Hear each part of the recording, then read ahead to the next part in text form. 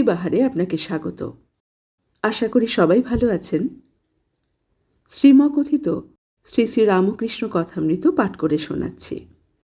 তার আগে একটা অনুরোধ, যারা এখনও আমার চ্যানেলটি সাবস্ক্রাইব করেননি তারা চ্যানেলটি সাবস্ক্রাইব করে আমার সঙ্গে থাকুন। তাহলে শুরু করছি কথামৃত পাঠ। মুক্ত পুরুষের শরীরত্যাগ কি আত্মহত্যা?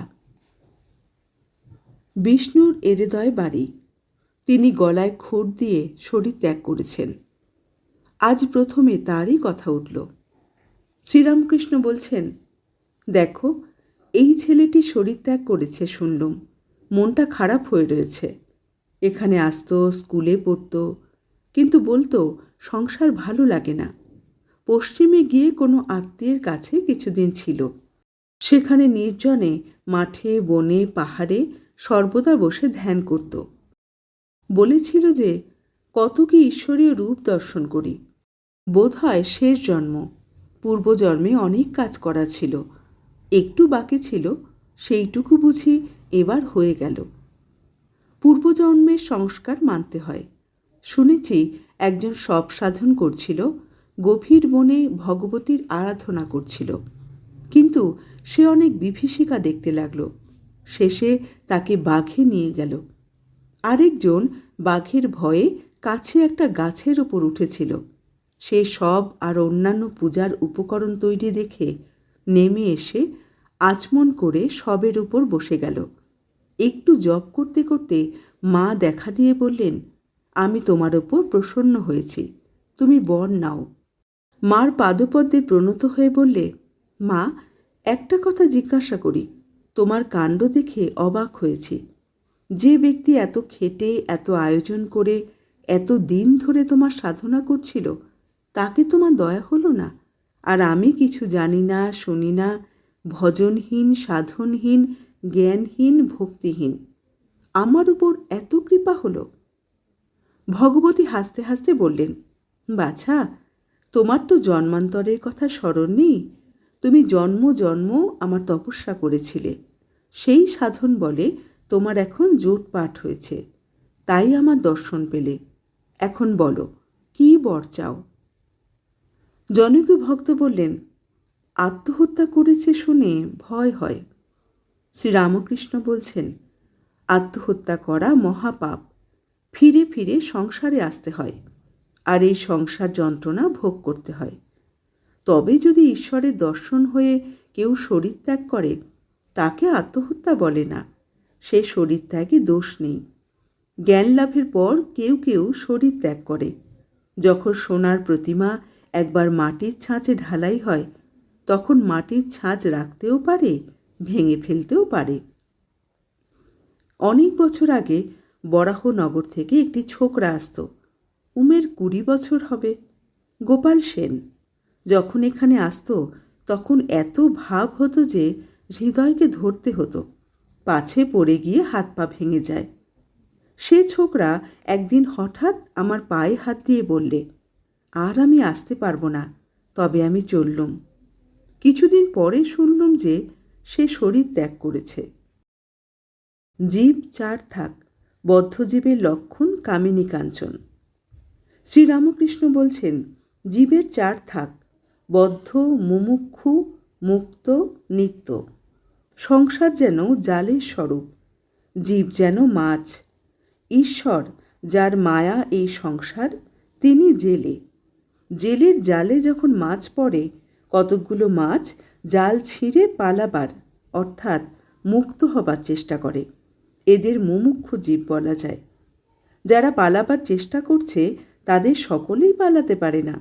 2-4টে মাছ ধপাং শব্দ করে পালায়। তখন লোকেরা বলে, ওই মাছটা বড়, পালিয়ে গেল। এই 2-4টে লোক মুক্ত জীব। কতগুলি মাছ স্বভাবত এত সাবধান যে কখনো জালে পড়ে না। নারদাদি নিত্যজীব, কখনো সংসার জালে পড়ে না, কিন্তু অধিকাংশ মাছ জালে পড়ে, অথচ এ বোধ নেই যে জালে পড়েছে মরতে হবে। তারা জালে পড়েই জাল শুদ্ধ চোঁ চোঁ দৌড় মারে ও একেবারে পাঁকে গিয়ে শরীর লুকোবার চেষ্টা করে। পালাবার কোনো চেষ্টা নেই, বরং আরও পাঁকে গিয়ে পড়ে। এরাই বদ্ধজীব। জালে এরা রয়েছে, কিন্তু মনে করে এখানে বেশ আছে। বদ্ধজীব সংসারে অর্থাৎ কামিনী কাঞ্চনে আসক্ত হয়ে আছে, কলঙ্ক সাগরে মগ্ন হয়ে রয়েছে, কিন্তু মনে করে বেশ আছি। যারা মুমুক্ষু বা মুক্ত, সংসার তাদের পাতকুয়ো মনে হয়, ভালো লাগে না। তাই কেউ কেউ জ্ঞান লাভের পর শরীর ত্যাগ করে, কিন্তু সেরকম শরীর ত্যাগ অনেক দূরের কথা। বদ্ধজীবের, সংসারী জীবের কোনো মতে হুঁশ আর হয় না। এত দুঃখ, এত দাগা পায়, এত বিপদে পড়ে, তবুও চৈতন্য হয় না। উট কাঁটা ঘাস বড় ভালোবাসে, কিন্তু যত খায় মুখ দিয়ে রক্ত দরদর করে পড়ে, তবুও সেই কাঁটা ঘাসই খাবে, ছাড়বে না। সংসারী লোক এত শোক তাপ পায়, তবু কিছুদিনের পর যেমন তেমনি। স্ত্রী মরে গেল কি অসতী হলো, তবু আবার বিয়ে করবে। ছেলে মরে গেল কত শোক পেলে, কিছুদিন পরেই সব ভুলে গেল। সেই ছেলের মা যে শোকে অধীর হয়েছিল, আবার কিছুদিন পরে চুল বাঁধল, গয়না পরল। এরকম লোক মেয়ের বিয়েতে সর্বশান্ত হয়, আবার বছরে বছরে তাদের মেয়েও হয়। মোকদ্দমা করে সর্বশান্ত হয়, আবার মোকদ্দমা করে। যা ছেলে হয়েছে তাদেরই খাওয়াতে পারে না, পড়াতে পারে না, ভালো ঘরে রাখতে পারে না, আবার বছরে বছরে ছেলে হয়।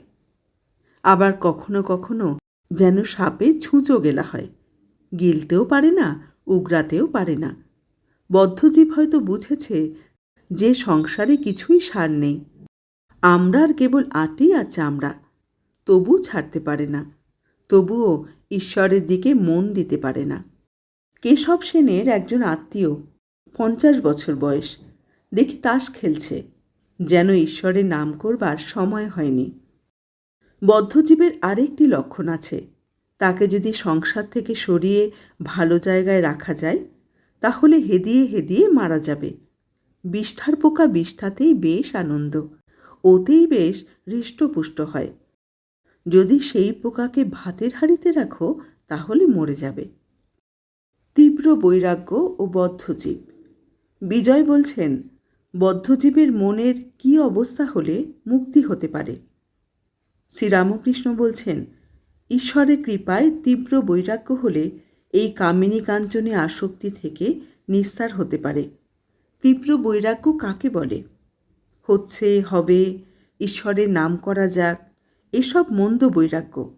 যার তীব্র বৈরাগ্য, তার প্রাণ ভগবানের জন্য ব্যাকুল। মার প্রাণ যেমন পেটের ছেলের জন্য ব্যাকুল। যার তীব্র বৈরাগ্য, সে ভগবান ভিন্ন আর কিছু চায় না। সংসারকে পাতকুয়ো দেখে তার মনে হয় বুঝি ডুবে গেলুম। আত্মীয়দের কালসাপ দেখে তাদের কাছ থেকে পালাতে ইচ্ছা হয়, আর পালায়ও। বাড়ির বন্দোবস্ত করি, তারপর ঈশ্বর চিন্তা করব, এ কথা ভাবেই না। ভিতরে খুব রোগ। তীব্র বৈরাগ্য কাকে বলে, একটি গল্প শোনো। এক দেশে অনাবৃষ্টি হয়েছে। চাষিরা সব খানা কেটে দূর থেকে জল আনছে। একজন চাষার খুব রোগ আছে।